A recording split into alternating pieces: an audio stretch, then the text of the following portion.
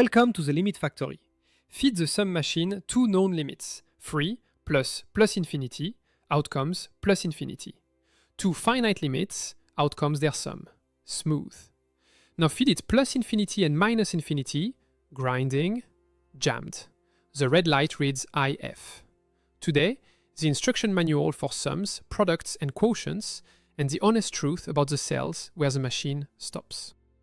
The manual, page 1, sums. Finite plus finite, add them. Finite plus infinity, infinity wins. Infinity plus infinity, same sign, still infinity. But plus infinity plus minus infinity, EF. Page 2, products. Finite times finite, multiply. A non-zero limit times infinity, infinity, with the usual rule of signs. Infinity times infinity, infinity, signs again. But 0 times infinity, EF.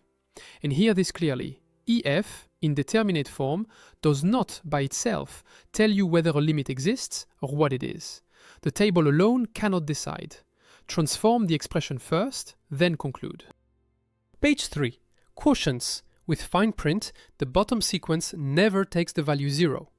Finite over finite, non-zero, divide. Finite over infinity, crushed. The quotient heads to 0. Infinity over non-zero finite, infinity with signs. Infinity over infinity, IF.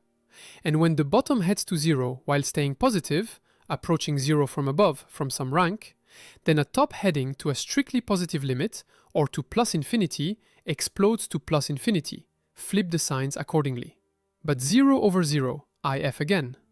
The cards carry four indeterminate forms. Infinity minus infinity, 0 times infinity, infinity over infinity, 0 over 0.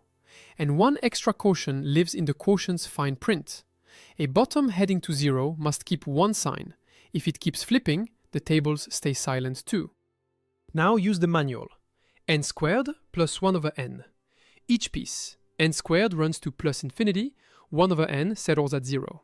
By the sum rule, plus infinity plus 0, the limit is plus infinity. Minus 5 root n minus n cubed. Both pieces dive to minus infinity. By the sum rule again, minus infinity.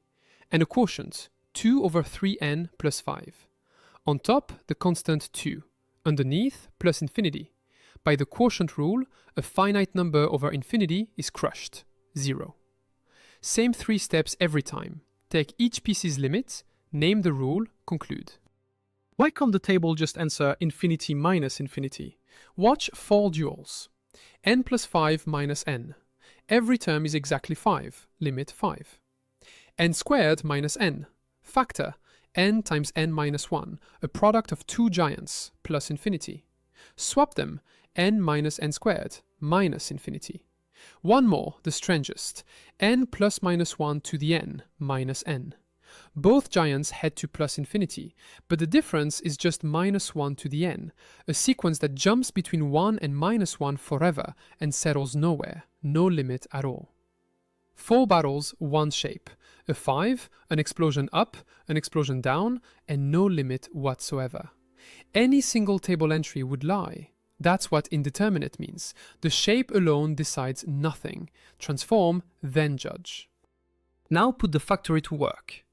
Claim, an arithmetic sequence with positive difference heads to plus infinity. Its explicit form, u0 plus n times d. One reference limit, n itself heads to plus infinity. Feed the product machine, infinity times the positive constant d, plus infinity. Feed the sum machine, add the constant u0, still plus infinity. Proved in 2 machine passes. Negative d, the product flips the sign, minus infinity. And difference 0, then nothing moves. The sequence is constant, and it converges to u0. So 5 plus 3n races up, and 10 minus 2n dives down. The factory reads them at a glance. Let's remember. Sums, products, quotients of limits. The tables answer almost everything. 4 indeterminate forms. Infinity minus infinity, 0 times infinity, infinity over infinity, 0 over 0. Transform first, then conclude.